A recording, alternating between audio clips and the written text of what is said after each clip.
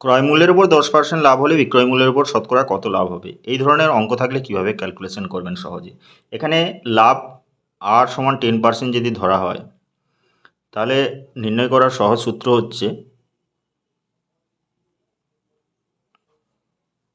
R by 100 plus R into 100%।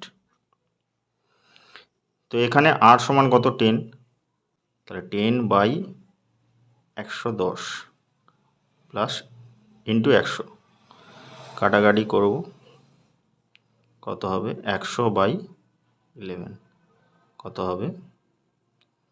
11, 9 পূর্ণ 1-এর 11%।